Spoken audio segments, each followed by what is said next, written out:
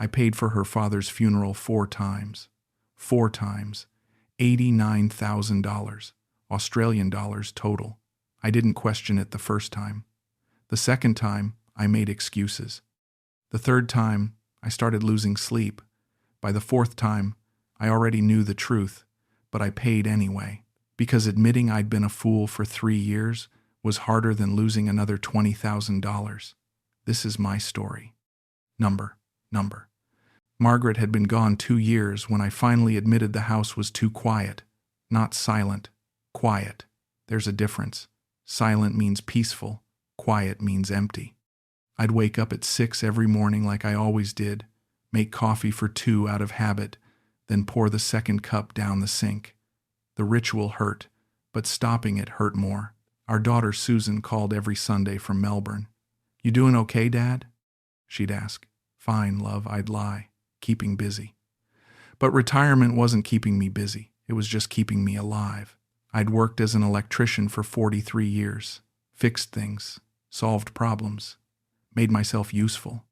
Now I had nothing to fix except the leaking tap in the bathroom, and I'd been putting that off for 6 months because what's the point of fixing anything when there's no one to notice? I started watching YouTube videos late at night, travel videos mostly, places Margaret and I never got to see. Then the algorithm started showing me something else. Western men talking about finding love in Southeast Asia, the Philippines, Thailand, Vietnam. I wasn't looking for that. I wasn't one of those men, but I watched anyway, and I started thinking, not about sex, not about some fantasy, just about being seen again, about mattering to someone, about feeling like a man instead of a widower waiting to die. So I booked a flight, 1 week in Boracay, a resort on White Beach. I told Susan I was going on a photography trip. She seemed happy I was getting out. I was 66 years old, and I was terrified. The plane touched down in Manila on a Tuesday afternoon. The heat hit me the moment I stepped outside. Not uncomfortable, just different, alive. I took a connecting flight to Cataclan, then a boat to Boracay. By the time I reached the resort, I was exhausted and questioning everything. What was I doing here? What did I expect to find? I checked into my room, unpacked slowly, then walked down to the beach. White sand, crystal water, couples everywhere, families, groups of young backpackers laughing and taking photos. I felt ridiculous. An old Australian man alone on a tropical island, pretending he wasn't lonely. I bought a beer from a vendor and sat on the sand watching the sunset. It was beautiful. Margaret would have loved it. That thought made me finish the beer faster than I should have. I went back to my room, ordered room service, and went to bed at 8. The next morning, I forced myself to go to the resort restaurant for breakfast. That's when I saw her. She was serving tables near the window, mid-20s maybe, small, slender, with long dark hair tied back in a ponytail. She smiled at every guest like they were the only person in the room. When she came to my table, she looked right at me. Not through me, at me. "Good morning, sir," she said. Her English was clear, her accent soft. "What can I get for you today? I ordered coffee and the pancake breakfast." She wrote it down, then paused. "Are you here alone, sir?" she asked. I nodded. "Just me." She smiled. "Then I'll make sure they give you extra pancakes. Everyone should have a good breakfast on holiday." It was a small thing, probably something she said to all the solo travelers. But it mattered. When she brought my food 20 minutes later, there were 4 pancakes instead of 2. "On the house," she said with a wink. "Enjoy your day." Her name tag said Marissa. I finished every bite. Number. I went back to the same restaurant the next morning. Marissa was there again, and when she saw me, her face lit up. "Coffee, right?" she said before I even sat down. "Black, no sugar." I was stunned, she remembered. "You've got a good memory," I said. She laughed. "I remember the nice guests. You were polite yesterday. Not everyone is." She brought my coffee, and this time she lingered. "So what brings you to Boracay?" she asked. "Needed a change of scenery," I said. Not a lie, but not the whole truth either. "Where are you from?" "Adelaide," I said. "Australia." Her eyes widened. Australia. I've always wanted to go there. Is it true there are kangaroos everywhere? I smiled. Not in the cities, but yeah, plenty in the countryside. And it's very expensive there, right? She asked. I nodded. Everything costs more, but wages are higher too. She sighed. Here in the Philippines, everything is hard. My family works so much but still struggles. I didn't know what to say to that, so I just listened. My father, he has diabetes and heart problems, she continued. We spend so much on medicine every month. It's why I work here, to help send money home to Caloocan.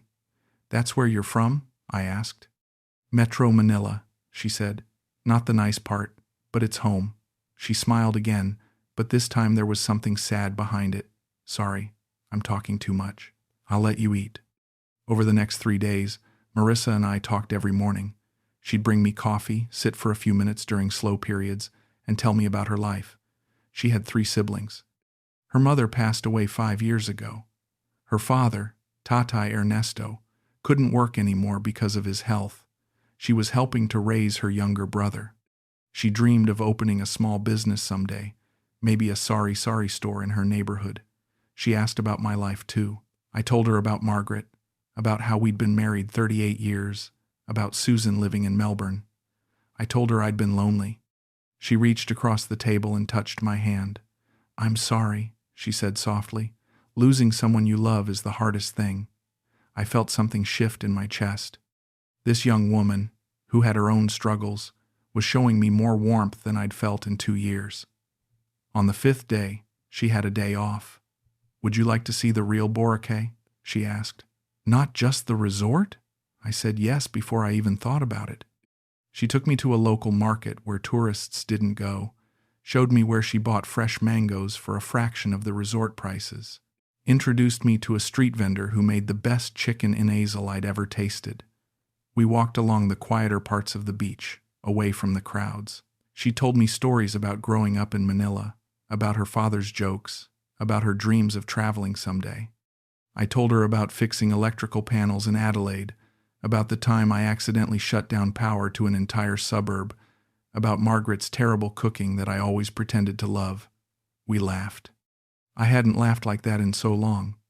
As the sun started to set, we sat on the sand. Thank you for today, I said. I needed this more than you know. She looked at me with those warm brown eyes. You're a good man, Norman, she said. I can tell. Your wife was lucky. I was the lucky one, I said. She rested her head on my shoulder for just a moment. I felt something I thought I'd never feel again. Hope. Number. My last 2 days in Boracay passed too quickly. Marissa and I spent every free moment she had together. On my final evening, she met me after her shift ended. We walked along the beach in silence for a while. Finally, she stopped and turned to me. Norman, she said quietly, I'm going to miss you. Her eyes were wet. I felt my throat tighten. I'm going to miss you too. Will you come back? She asked. I don't know, I said honestly. It's expensive, and I don't know if... I understand, she interrupted. You have your life in Australia. I wanted you to know that this week meant something to me. You treated me like a person, not just a server. You listened to me. That's rare. I reached into my wallet and pulled out $500 Australian. I want you to have this, I said, for your family, for your father's medicine. Her eyes went wide. Norman, no, I can't. That's too much. Please, I said. It would make me happy to help. You've given me more this week than you realize. She stared at the money, then at me, then she started crying. Really crying. She threw her arms around me. Thank you, she whispered. You don't know what this means. Bless you. I held her, feeling her shake against my chest, and something inside me cracked open. I didn't want to leave. I didn't want to go back to that quiet house in Adelaide. I wanted to stay here, with her, feeling needed again. The flight home felt like flying backward through time, back to loneliness, back to silence. But this time, something was different. I had Marissa's WhatsApp number. That first night in Adelaide, she sent me a message. Did you arrive safely? She asked. I'm worried about you. I smiled at my phone like a teenager. Arrived safe. I typed back. Already missing the beach. I miss you already, she replied. The restaurant feels different without you. Over the next week, we messaged every day. Good morning texts with photos of her breakfast. Good night messages telling me about her day. Video calls where I could see her small bedroom, the cracked walls behind her, the simple wooden furniture. She'd smile into the camera and ask about my day, about the weather in Adelaide, about what I ate for dinner. She made me feel like I mattered. One evening, about 3 weeks after I'd returned, she video called looking stressed. Is everything okay? I asked. She bit her lip. It's Tate, she said. His medicine is so expensive this month. The pharmacy raised the price again. I don't know how we'll afford it. How much do you need? I asked without thinking. Oh no, Norman. I wasn't asking, she said quickly. I just needed to talk to someone. I know you weren't asking, I said, but I want to help. How much? She hesitated. Maybe 800 Australian dollars? But Norman, that's too much. I shouldn't have mentioned it. Consider it sent, I said. I'll transfer it tomorrow, she cried again. You're an angel, she said through tears. I don't know how to thank you. You already thanked me, I said. By being you. After we hung up, I sat in my kitchen feeling something I hadn't felt in years. Purpose. I was helping someone who needed me. I was making a difference. The money didn't matter. I had my retirement fund, my electrician's pension, the house paid off. What was I saving it for anyway? Susan was doing fine in Melbourne, with her marketing job and her husband. I didn't need much, but Marissa needed help, and I could give it. So I did. I transferred the money the next morning. She sent me a photo of her father's medicine with a message. You saved us. Thank you. I stared at that message for a long time. Then I transferred another 500. For groceries, I wrote. I don't want you worrying about food too. She called me crying. Why are you doing this? She asked. Because I can, I said simply, and because you deserve help. The truth I didn't say out loud was simpler. I was paying to feel needed, paying to matter to someone again, paying to hear her voice say my name like I was important. I was paying to not be alone, and at the time, it felt like the best money I'd ever spent. 3 months passed. I sent money every few weeks. 800 here, 1,000 there. Marissa never asked directly, but I could read between the lines. Tate needs physical therapy now. My brother needs school supplies. The landlord raised our rent. I sent what I could. We video called almost every night. She'd show me her day, her neighborhood, introduce me to neighbors through the camera. She talked about the future sometimes. Maybe one day I can visit Australia, she'd say. See your beautiful Adelaide. I started thinking about bringing her over. Maybe on a tourist visa first. See how things went. Maybe more than that eventually. I wasn't fooling myself completely. I knew there was an age gap. I knew people would judge. But when you're 66 and alone, you stop caring what people think. You start caring about what makes you feel alive. Marissa made me feel alive. Then one Tuesday afternoon, my phone rang. It was 4 a.m. in the Philippines. Marissa's name flashed on the screen. I answered. Hello? I could barely understand her through the sobbing. Norman, he's gone. My stomach dropped. Who? What happened? Tate, she wailed. He had a heart attack. They tried to save him, but... Norman, my father is dead. The world tilted. Oh my God, Marissa, I'm so sorry. I'm so sorry. She was hyperventilating, her words coming in gasps. I don't know what to do. We need to arrange the funeral. We need the money for the coffin, the wake, the burial plot. Norman, I have no one. My family has nothing saved. I don't know what to do. How much do you need? I asked. I don't know. Maybe $18,000 Australian. I know that's so much. I know I can't ask that. I'll send it, I said immediately. Today. Right now. Norman, I can't ask you to. You're not asking, I said firmly. I'm telling you, I'm sending it. Your father deserves a proper burial. You deserve to not worry about money while you're grieving. Give me your bank details. She cried harder. I don't deserve you. God bless you. God bless you. I transferred $18,000 within the hour. She sent me updates throughout the day. Photos of the funeral home, a receipt showing the costs, pictures of the coffin, images of flowers and candles and weeping relatives I'd never met. She video called me from the wake. I could see Marissa in black, her eyes red and swollen, surrounded by people in white clothes singing hymns. Can you see him? She asked, turning the camera. I saw a closed coffin covered in flowers, Tate Ernesto's photo on top, an older man with a kind face, the man I'd been helping support for months, the man who was gone now. I see him, I said softly. I'm sorry I couldn't be there in person. You're here, she said. That's what matters. The funeral lasted 3 days. I attended what I could via video call, sending messages of support, watching Marissa break down again and again. She looked so small, so fragile, so alone. I wanted to fly there immediately, but she told me no. It's too much, she said. You've already done so much.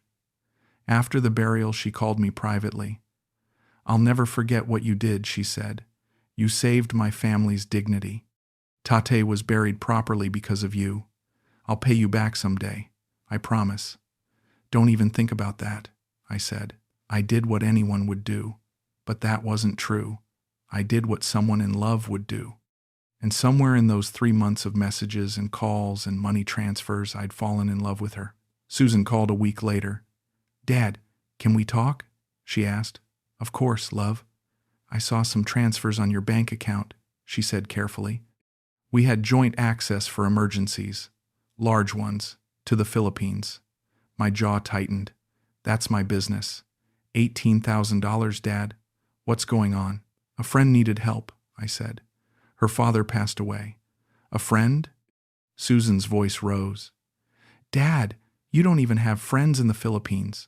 Who is this person? Her name is Marissa, I said. I met her when I visited Boracay. She's a good person going through a hard time. She lost her father, Susan. Show some compassion. Compassion? Dad, I'm worried. That's a lot of money. You barely know this woman. I know her well enough, I snapped. And it's my money. I can spend it how I want.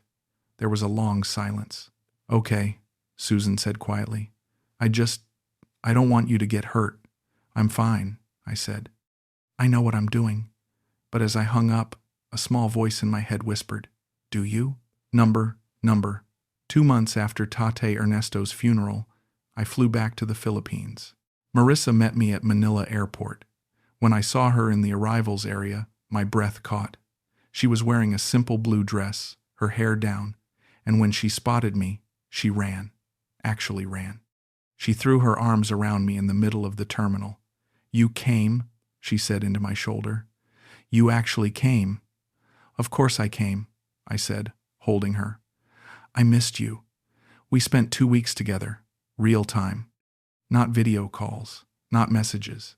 We went to Tagaytay and looked at the volcano, drove up to Baguio and walked through Burnham Park holding hands, returned to Boracay and stayed at the same resort where we met. This time, she stayed with me.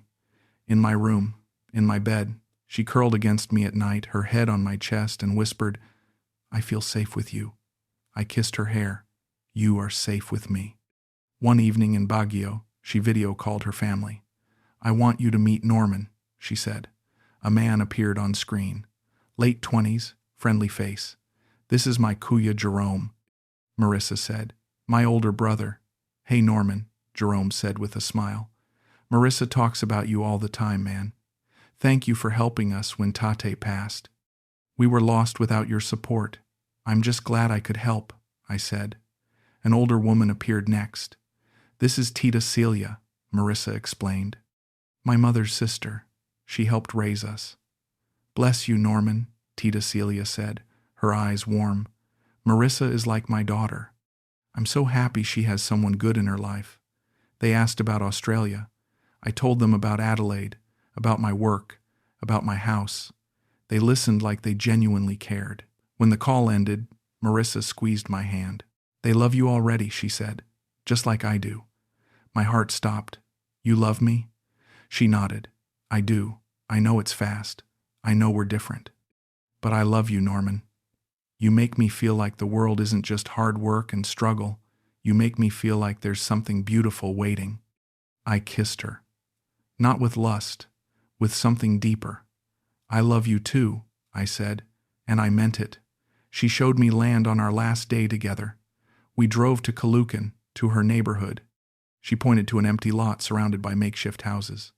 My family owns this, she said. It's not much, but someday we want to build a small house here, something permanent, something that's ours. How much would it cost? I asked. She shrugged. Maybe $30,000 Australian to build something simple? We're saving, slowly.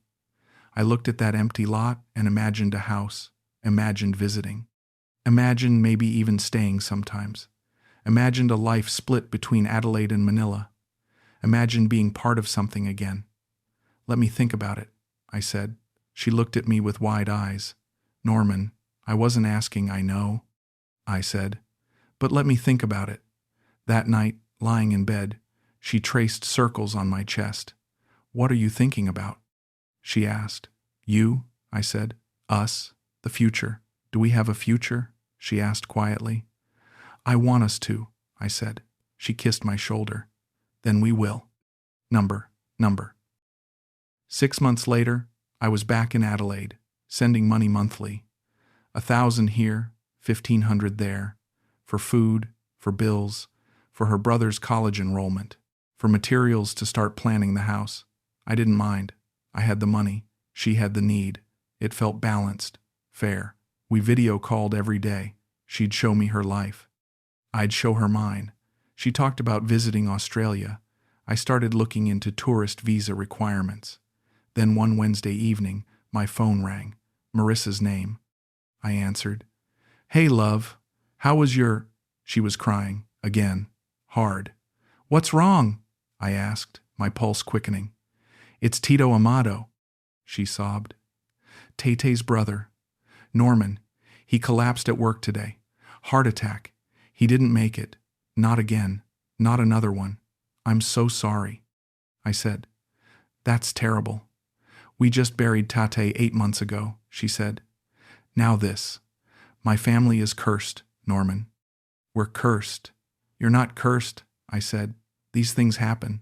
The funeral costs are so high, she said between sobs. Tito Amado didn't have savings. He has no wife. His children are too young to work. The family has to cover everything. Norman, I don't know what to do. Something in my stomach twisted. How much? I asked carefully. Maybe $22,000 Australian? She said. But Norman, I know that's too much. I know I can't keep asking you. I needed to tell someone.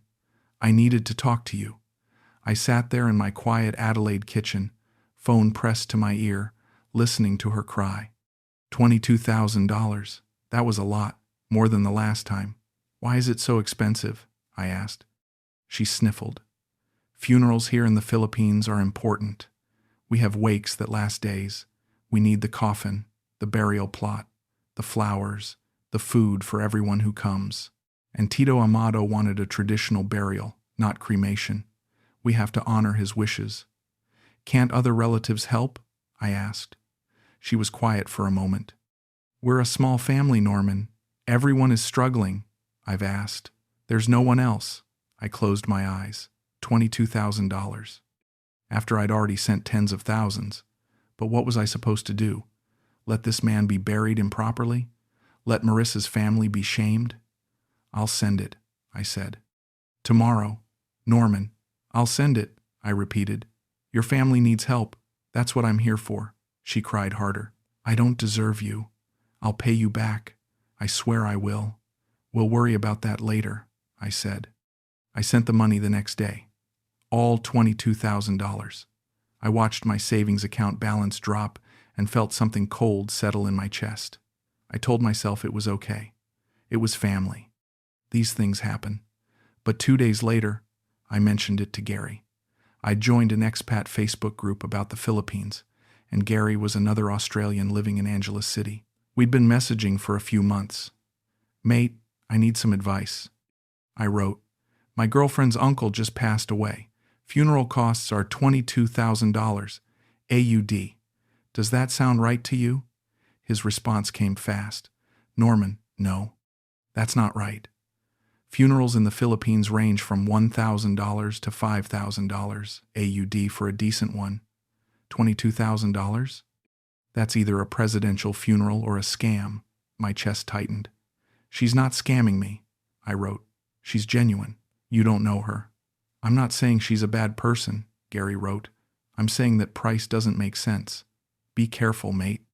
There are a lot of stories like this. Western men helping with emergencies that keep happening. I'm just worried about you. I stared at his message for a long time. Then I closed Facebook. Gary didn't understand. He didn't know Marissa. He didn't know how real she was, how much she cared about me. He was just another bitter expat who saw scams everywhere. But as I lay in bed that night, staring at the ceiling, I couldn't stop thinking about it. $22,000 for a funeral. That did seem high. Really high. I grabbed my phone and Googled funeral costs, Philippines. The results showed Gary was right. Most funerals cost between $2,000 and $5,000 AUD equivalent. I felt sick. But then I thought, maybe Tito Amato wanted something special. Maybe the family was traditional. Maybe there were costs I didn't understand. I was comparing Australian standards to Filipino culture. That wasn't fair. I put my phone down. I chose to believe her, because the alternative was too painful to consider. Number. Over the next few months, something changed. Marissa's messages came slower. Our video calls got shorter. I'm sorry, Norman, she'd say. I'm just so busy with work and helping the family. Things are hard right now. I understand, I'd say. I'm here if you need me. I know, she'd reply. I just need space to breathe. Space. I hated that word, but I gave it to her. Then one evening, she called with a new request. Norman, I've been thinking, she said. I want to start a small business. A sari store in our barangay. It would give the family steady income. I could stop working at the resort and focus on building something that lasts. That sounds good, I said. How much would you need to start? Maybe $12,000 Australian, she said. For inventory, shelves, a small refrigerator for cold drinks. It's not too much, right? 12,000, after 22,000, after 18,000, after all the monthly support. That's a lot, I said carefully. She was quiet. You're right.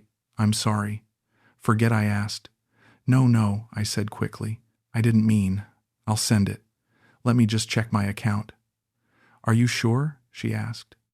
I don't want to pressure you. You're not, I said. I want you to succeed. I sent the $12,000. But this time, I felt something different. Not warmth, not purpose, doubt. I visited the Philippines again 3 months later. Marissa met me, but something was off.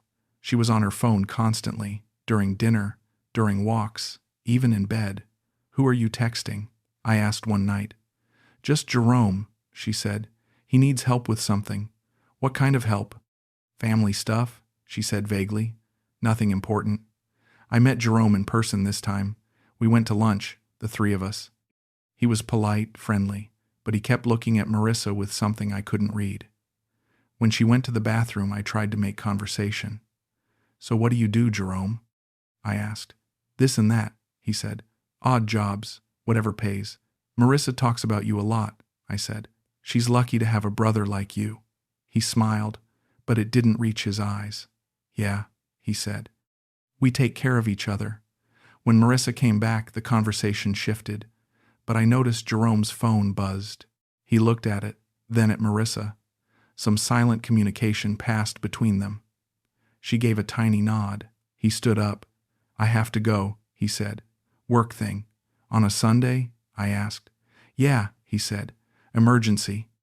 After he left, I asked Marissa, is everything okay with your brother? Why wouldn't it be? She said. He just seemed, I don't know, distant. She laughed. You're overthinking it. He's just shy around foreigners. I wanted to believe her. That night, I couldn't sleep. I grabbed Marissa's phone while she was in the shower. I didn't want to. I felt disgusting doing it. But I needed to know. Her password was my birthday. That made me feel worse. I opened her messages, scrolled through. Nothing suspicious. Conversations with family, with friends, normal stuff. I was about to put it down when I saw a message thread with someone named Jay. I opened it. The messages were in Tagalog. I used Google Translate. When is he leaving? Tuesday. Good. I need money for the bike payment. I'll ask him tonight. My hands shook. I put the phone back exactly where I found it. When Marissa came out of the shower, I smiled. Feel better? I asked. Much better, she said, climbing into bed. She kissed me. I love you. I love you too, I said. And I told myself those messages meant nothing. Jerome needed help. She was his sister. That's what families do. But deep in my gut, something screamed that I was lying to myself. I flew back to Adelaide. For 2 months I tried to ignore the doubt. I sent money when Marissa asked. I video called when she had time. I told myself everything was fine. Then she called one evening, crying. Of course. Norman, she sobbed. I don't know how to tell you this. My whole body went cold. What happened? Tito Ramon, she said. Tita, Celia's husband. He had a stroke 3 days ago. They tried to save him, but Norman, he died this morning. I sat down heavily. Another one? The words came out harsher than I meant. I know, she cried. I know it sounds crazy. I know you must think we're cursed. I think we're cursed. Why does God keep taking people from us? How much? I asked flatly. She went silent. Norman, how much, Marissa? 19,000 Australian, she whispered. Tita Celia is destroyed. She has nothing saved. We're trying to help her, but why does this keep happening? I interrupted. Why is it always funerals? Why is it always your family? She sucked in a breath. What are you saying? I'm saying this is the third person in less than 2 years, I said. 3 funerals, all expensive, all falling on you, all falling on me. Are you accusing me of something? She asked, her voice shaking. No, I said quickly. No, I don't understand how. My family has bad health, she cut in. My family is poor. We can't afford good doctors. We eat cheap food. We work too hard. People die, Norman. That's life in the Philippines. Maybe in rich Australia everyone lives to 90, but here people die young. I felt ashamed. She was right. I was being insensitive. I'm sorry, I said. I didn't mean to. I understand if you can't help, she said coldly. I'll figure something out. I'll go to loan sharks. I'll borrow at 20% interest. Tita Celia will lose her house, but it's fine. I'll handle it. No, I said, don't do that. I'll send the money. Are you sure? She asked. Because I don't want your charity if you think I'm lying to you. I don't think you're lying, I said, even though I wasn't sure anymore. I'll send it tomorrow. She softened. Thank you, Norman. I'm sorry I got upset. I'm just so tired, so heartbroken. Losing Tito Ramon. Tita Celia is like a mother to me. Seeing her in pain is killing me. I understand, I said. I'll help, always. After we hung up, I sat in the dark. $19,000. My savings were getting low, not empty, but low enough that I noticed. I'd sent over $60,000 now in 2 years. 60,000. The number felt unreal. Susan called me the next day. She must have seen the transfer pending. Dad, we need to talk. Not now, Susan. Yes, now, she said firmly. I've been doing research. I found stories online. Western men being scammed by Filipino women using fake family emergencies, fake funerals, fake medical bills. Dad, this is a pattern. Marissa isn't scamming me, I said. People in her family keep dying, Susan said. 3 people in 2 years, all needing expensive funerals. Dad, the odds of that. Life isn't about odds, I snapped. It's about real people going through real pain. Is it? Susan asked. Have you met any of these people? Have you seen the death certificates? The actual funeral homes? I went quiet. You haven't, have you? Susan pressed. You've just seen photos she sends. Photos that could be from anywhere. Dad, please, talk to someone. A financial advisor. A lawyer. Someone objective. I don't need a lawyer, I said. I need my daughter to trust my judgment. I do trust you, Susan said. That's why this scares me. You're too good, too trusting, and someone is taking advantage of that. I hung up. I didn't want to hear it. That night, I lay awake staring at the ceiling. 3 funerals. $60,000. No, more than that with the monthly support. 70,000, 80. I'd lost count. I grabbed my phone and looked at Marissa's Facebook. She'd posted a photo yesterday. Her at a restaurant with Jerome, both smiling. She was wearing a new dress. She looked happy.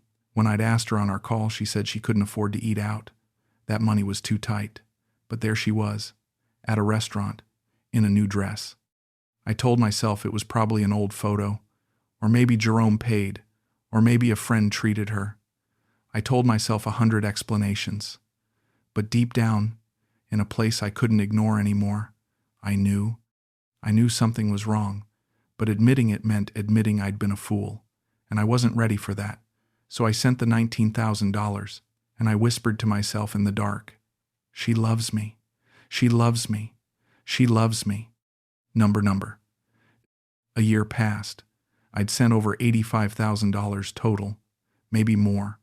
I stopped counting because counting made it real. Marissa and I still talked, but less often. She was always busy, always stressed, always needing something. I kept sending money. Not because I believed anymore, but because stopping meant facing the truth. And I wasn't strong enough for that. Then one Thursday afternoon, my phone rang. Marissa, I answered. Hello? She was crying. Hard. Norman, I don't know how to tell you this. My blood went cold. No, not again. Tate, she sobbed. He had another heart attack. We tried to get him to the hospital, but... Norman, he died. I didn't speak. I couldn't. The room started spinning. Norman, are you there? What? I finally said. She paused. Tate, my father, he died today. Your father died 18 months ago, I said quietly. Silence. Long, horrible silence.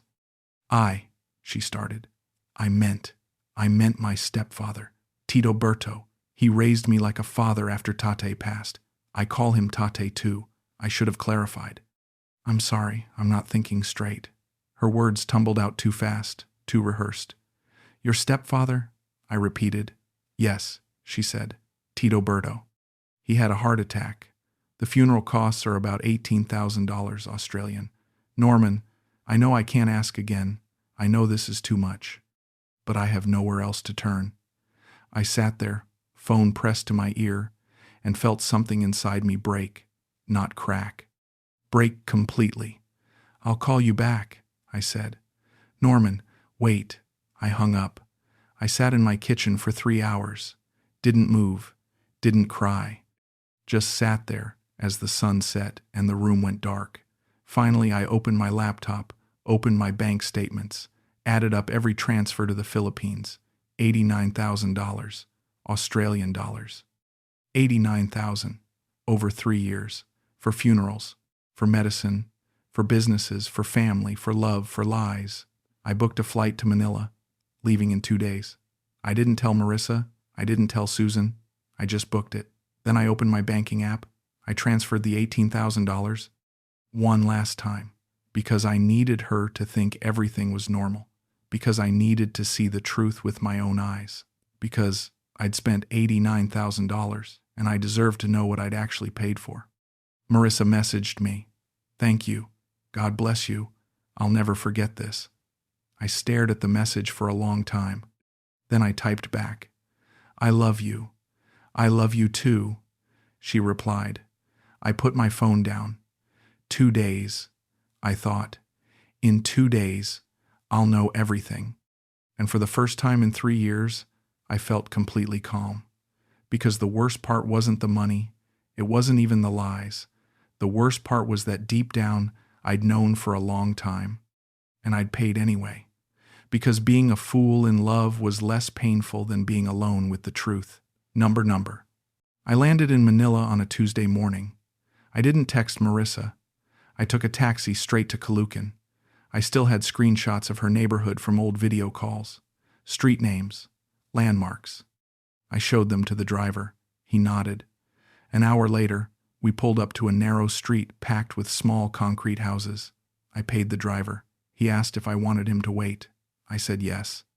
I walked down the street slowly, checking house numbers, looking for anything familiar. Then I saw it. The empty lot Marissa had shown me. The one where her family wanted to build a house. Except it wasn't empty anymore. There was a house. Small, concrete, half-finished, but definitely a house under construction. My chest tightened. I kept walking until I found the address I'd memorized. A small house with peeling blue paint.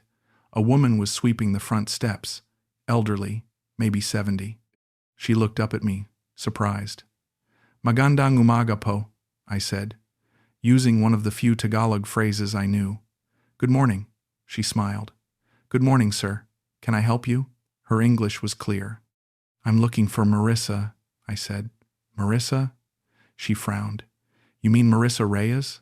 From this house? Yes, I said. I'm a friend. The woman studied me. You're the Australian, she said. Not a question. A statement. I nodded. She sighed. Come, sit. She gestured to a plastic chair outside her house, 2 doors down. I sat. She sat next to me. My name is 8 Rosing, she said. I've lived on this street for 40 years. I know everyone. Do you know Marissa? I asked. I do, she said carefully. She lives in that blue house with her father and her boyfriend. My heart stopped. Her boyfriend? 8 Rosing looked at me with sad eyes. Jerome. They've been together for 6 or 7 years. They have a child together. A little girl, 3 years old. The world tilted. But Jerome is her brother. 8 Rosing shook her head slowly. No, sir. Jerome is her boyfriend. Always has been. I couldn't breathe. And her father? I asked. Tate Ernesto? He's alive, she said gently.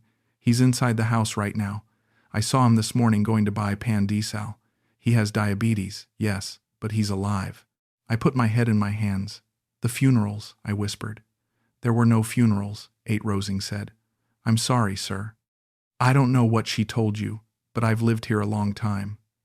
No one in that family has died in the past 5 years. Not since her mother. I looked up at her. Why are you telling me this? She touched my arm. Because I saw you in their house once, on video call. I was visiting. You seemed like a good man, and I know what they do. Marissa and Jerome, this isn't the first time. There have been other foreigners, other men who help and then disappear. How many others? I asked. She shrugged. 3 that I know of, maybe more. I stood up. My legs felt weak. Is Marissa home right now? No, 8 Rosing said. She works at a salon in the city. Won't be back until evening. Good, I said. Thank you for telling me. I'm sorry, she said. I know this hurts. I walked back to the taxi. The driver was sleeping. I tapped on the window. He startled awake. Airport, I said. Sir, you just arrived. I know, I said. Airport, now. The drive back felt like moving through water. Slow, heavy, unreal. I texted Marissa from the airport. Something came up. Have to go home early. We'll call you later. She replied immediately. Is everything okay? Are you in Manila? Just business stuff, I typed. Nothing to worry about. I miss you. When will I see you again? I stared at that message for a long time. Then I blocked her number. Blocked her on WhatsApp, blocked her on Facebook, deleted every photo, every message, every trace. I didn't want to confront her. I didn't want to hear her explanations or her tears or her lies. I just wanted her gone. The flight home took forever. I stared out the window at the clouds and felt nothing. Not anger, not sadness, nothing. Back in Adelaide, I went straight to Margaret's garden, the one she'd planted 20 years ago. The roses were blooming. I sat on the wooden bench we'd bought together and I cried. Not for Marissa, for myself, for the man I'd become. For 3 years of believing I mattered to someone when I was just a transaction. For $89,000 that bought me nothing but the feeling of being needed. 6 months have passed since Caloocan. I haven't heard from Marissa. She probably tried to reach me. Maybe she's found another lonely man. Maybe she's still with Jerome, building that house with someone else's money. I don't know. I don't want to know. Susan knows now. I told her everything. She didn't say, "I told you so." She just hugged me and cried. We talk more now. She visits once a month. We're rebuilding something I didn't realize I'd let fall apart. I rejoined the Lawn Bowls Club, started volunteering at a community center teaching basic electrical work to kids. I see a therapist every month, a kind woman named Dr. Chen who doesn't judge, just listens.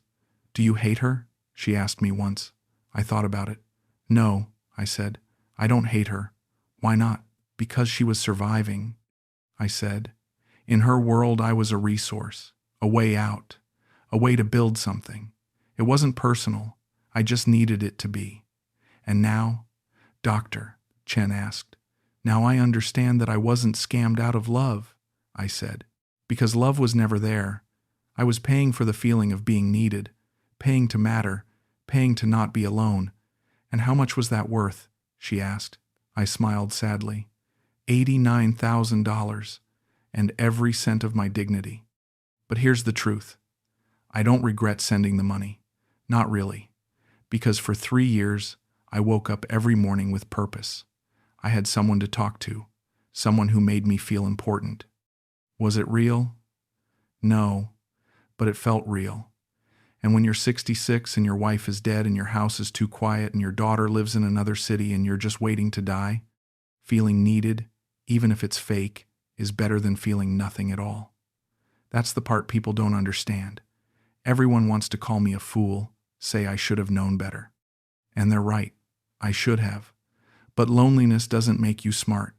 It makes you desperate. And desperate people don't ask questions. They just hold on to whatever makes them feel alive. Marissa gave me that. For $89,000, she gave me 3 years of feeling like I mattered. And in some twisted way, maybe that was worth it. Not the money, but the feeling. Because now I know the difference. I know what it feels like to be used. And I know what it feels like to use yourself, to pay for affection because you're too afraid to earn it honestly, too afraid to do the hard work of rebuilding your life after loss. I look at Margaret's garden now and I see it differently. She planted these roses knowing they'd bloom long after she was gone. That's legacy. That's real love. Not someone crying on a video call asking for money. Real love is quiet. It doesn't demand. It doesn't need Western Union transfers to survive. I'm learning to love myself that way now. Quietly. Without needing someone halfway across the world to validate my existence. It's harder than I thought. Some mornings I still wake up and reach for my phone, forgetting that Marissa isn't there anymore, forgetting that she never really was. But then I remember, and I get up, and I make coffee for one. And I water Margaret's roses, and I call Susan, and I go to the community center and teach some kid how to wire a light switch safely, and I'm learning that mattering doesn't require an audience. You can matter to yourself, to your daughter, to the kid who might not electrocute himself one day because you taught him about ground wires. That's enough. It has to be enough. Because chasing the feeling of being needed led me to a blue house in Caloocan, where a man named Jerome pretended to be a brother, and a woman named Marissa pretended to love me, and I pretended I couldn't see the truth. But I'm done pretending now. I paid $89,000 for 4 fake funerals. But what I really paid for was permission to ignore my own loneliness. Permission to feel something, even if it was a lie. And the saddest part, if I'm honest with myself, really honest, I'd probably do it again, not with Marissa, but with the next woman who smiles at me and makes me feel seen. Because that's the thing about loneliness. It doesn't teach you. It just waits. It waits for you to be weak enough, desperate enough, to pay whatever it costs to not feel it anymore. I'm trying to be stronger than that now. Trying to sit with the silence instead of running from it. trying to build a life that doesn't need someone else's validation to feel real. Some days I succeed. Some days I don't. But I'm trying, and maybe that's all any of us can do. Try to be a little less lonely without destroying ourselves in the process. Try to matter without needing someone to tell us we do. Try to love without needing to buy it. I'm 67 now. I have less money than I used to, but I have more truth.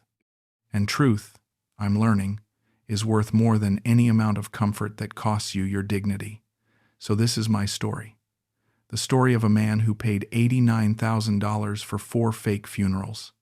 The story of loneliness and manipulation and self-deception. But mostly, it's the story of learning that the person you need to matter to most is yourself. And no one, no matter how sweet their smile or desperate their tears, can give you that. You have to find it on your own, in the quiet moments, in Margaret's garden, in your daughter's voice. In the kid who thanks you for teaching them something useful. You have to find it in the mirror and learn to live with the man looking back, even if he was a fool, especially because he was.